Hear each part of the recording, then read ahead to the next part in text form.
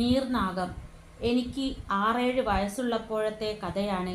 ഞങ്ങളുടെ നാട്ടിൽ പാമ്പിനെ കൊല്ലുന്ന ഒരു ബമ്പനുണ്ടായിരുന്നു.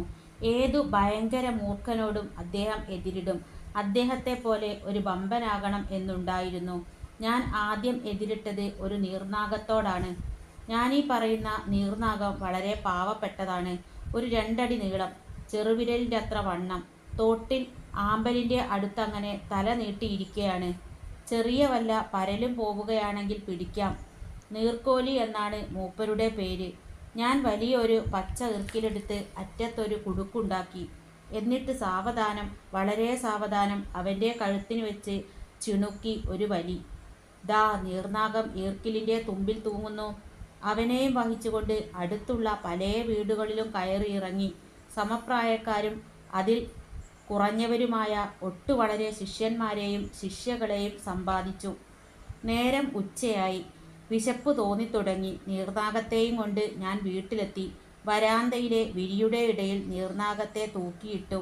അതിൻ്റെ അടുത്തു തന്നെ 2-3 ചൂരൽ വടികൾ തിരുകിയിട്ടുണ്ട്.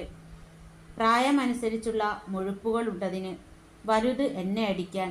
ഈ വടികളെല്ലാം തരാതരം പോലെ കുടയത്തൂർ മലയിൽ നിന്നും എൻ്റെ ബാപ്പ കൊണ്ടുവന്നതാണ്. തടിക്കച്ചവടക്കാരനാണ് ബാപ്പ. ഞാൻ അടുക്കള വശത്ത് ചെന്നപ്പോൾ ഉമ്മ കൂട്ടാൻ താളിക്കുകയോ കടുക് വറക്കുകയോ ചെയ്യുകയാണ്. ഊണിന് ലേശം താമസമുണ്ട്. ഞാൻ അയൽപ്പക്കത്ത് ചെന്ന് ശിഷ്യഗണങ്ങളുമായി വർത്തമാനം പറഞ്ഞു.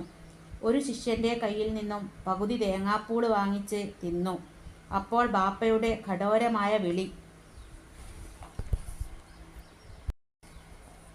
എടാ ഓ എന്ന് ഞാൻ വിളി കേട്ടു. എന്നിട്ട് വീട്ടിൽ ചെന്നു. അവിടെ ഒരു സംഭവം നടന്നു കഴിഞ്ഞിരുന്നു. ഉച്ച നമസ്കാരത്തിന് ബാപ്പ നിസ്കാരപ്പായ വിരിച്ചു. കാല് കഴുകി അതിൽ കയറി നീണ്ടു നിവർന്നു നിന്നു. അല്ലാഹു അക്ബർ എന്ന് കൈകൾ രണ്ടുമുയർത്തി നെഞ്ചത്ത് കെട്ടാൻ പോകുമ്പോൾ ദാ കിടക്കുന്നു നേരെ കൺമുമ്പിൽ ഒരു നീർനാഗം. ബാപ്പ നമസ്കാരം പൂർത്തിയാക്കി. സാധാരണയായി എന്തെങ്കിലും പ്രാർത്ഥനയ്ക്കിടയ്ക്കുണ്ടായാൽ അത് വകവയ്ക്കാറില്ല. പഴയ കാലങ്ങളിൽ യുദ്ധത്തിൽ അമ്പ് ഏറ്റാൽ നിസ്കരിച്ചു കൊണ്ടിരിക്കുന്ന സമയത്താണ് മറ്റുള്ളവർ അത് വലിച്ചൂരുന്നത്. എടീ, ബാപ്പ വിളിച്ചു. എന്താണ്? ഉമ്മ വിളി കേട്ടുകൊണ്ട് വന്നു. ബാപ്പ ചൂണ്ടിക്കാണിച്ചു. എന്താണടി അത്? ഒരു നീർക്കോലി കുഞ്ഞാണ്. എന്നാൽ കൊണ്ടുപോയി നീ മുല കൊടുത്ത് വളർത്തിക്കോ. ഞാനെന്തിനാ മുല കൊടുത്ത് വളർത്തുന്നത്? ഞാൻ പെറ്റതാണോ? ഉമ്മ പെറ്റതല്ല, ആ നീർക്കോലി കുഞ്ഞിനെ. ഉമ്മ പ്രസവിക്കാത്ത ഒരു നീർക്കോലി കുഞ്ഞിനെ ഉമ്മ മുല കൊടുത്ത് എന്തിനു വളർത്തണം? പിന്നെ ഇതെന്തിനാടി? ഞാൻ എങ്ങനെ അറിയാനാണ്? ഇവിടെ ഇതെങ്ങനെ വന്നടി? ഞാൻ എങ്ങനെ അറിയും? ഉമ്മ പറഞ്ഞു. അവനായിരിക്കും. ഈ അവൻ എന്ന് പറഞ്ഞാൽ ഇവൻ തന്നെയാണ്. അവൻ എവിടെടി? അവിടെയെങ്ങാനും കാണും. അങ്ങനെയാണ് എടാ എന്നുള്ള അട്ടഹാസമുണ്ടായത്. ഞാൻ സന്നിധിയിൽ ചെന്നു. നീർനാഗം കിടന്ന് പുളയുന്നത് ഞാൻ ഞെട്ടലോടെ കണ്ടു. എന്തടാ ഇത്? ഞാൻ പറഞ്ഞു, നീർനാഗം. ബാപ്പ ചിരിച്ചു. കേട്ടോടി, പാവപ്പെട്ട നീർക്കോലിക്കുഞ്ഞ് നീർനാഗം. ഉമ്മ പറഞ്ഞു. പള്ളിക്കൂടത്തിൽ അങ്ങനെയായിരിക്കും പറഞ്ഞു കൊടുക്കുന്നത്. എന്നാൽ ഇത് ഞാൻ സ്കൂളിൽ നിന്ന് പഠിച്ചതല്ല. ഞങ്ങളുടെ നാട്ടിലൊരു പാമ്പുകളിക്കാരൻ വന്നു. തമിഴനാണ്. സാമാന്യം ഭേദപ്പെട്ട 2-3 മൂർഖൻ പാമ്പുകൾ ഉണ്ടായിരുന്നു. അതിനെ മേൽപ്പടിയാൻ ചന്തയിലെല്ലാം കൊണ്ടുനടന്ന് കളിപ്പിച്ചു. ഒരു 4 മണിയായപ്പോൾ അദ്ദേഹം വെളിമ്പറമ്പിൽ പാമ്പുകളുടെ കൊട്ട അരികിൽ വെച്ചിട്ടുറങ്ങി. ഉണർന്നു നോക്കുമ്പോൾ പാമ്പുകളുമില്ല, കൊട്ടയുമില്ല. സ്ഥലത്തെ കള്ളന്മാരാരോ മോഷ്ടിച്ചു കളഞ്ഞു. പിന്നെ ആ പാമ്പുകളും കൊട്ടയും കിട്ടുന്നത് 4 ദിവസം കഴിഞ്ഞാണ്. ആ 4 ദിവസം പണിയൊന്നുമില്ലാതെ പട്ടിണി കിടക്കാൻ കഴിയാത്തതുകൊണ്ട് അദ്ദേഹം കുറേ പാമ്പുകളെ പിടിക്കാൻ ഉഗ്രൻ ശ്രമം നടത്തി.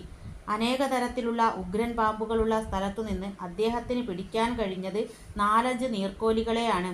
അദ്ദേഹം അതിനെയെല്ലാം കൊണ്ട് ചന്തയിൽ വന്നു. പാരുങ്കോ പാരുങ്കോ, നീർനാഗം എന്ന് ഒച്ചയെടുക്കാൻ തുടങ്ങി. ആളുകൾ ചിരിച്ചു. അദ്ദേഹത്തിൻ്റെ അടുത്തു നിന്നാണ് നീർനാഗം എനിക്ക് കിട്ടിയത്. തമിഴ്നാട്ടിനോടുള്ള കടപ്പാട് ഞാനിവിടെ തുറന്നു സമ്മതിച്ചു കൊള്ളട്ടെ. എന്നാൽ ബാപ്പ ഇത് സമ്മതിക്കുമോ?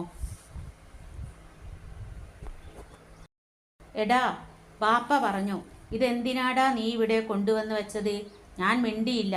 ബാപ്പ സാധാരണയായി എന്നെ അടിക്കാറുള്ള ചൂരൽ വടി കൊണ്ട് 1/4 ഡസൻ അടി എൻ്റെ തുടയിൽ വെച്ച് തന്നു.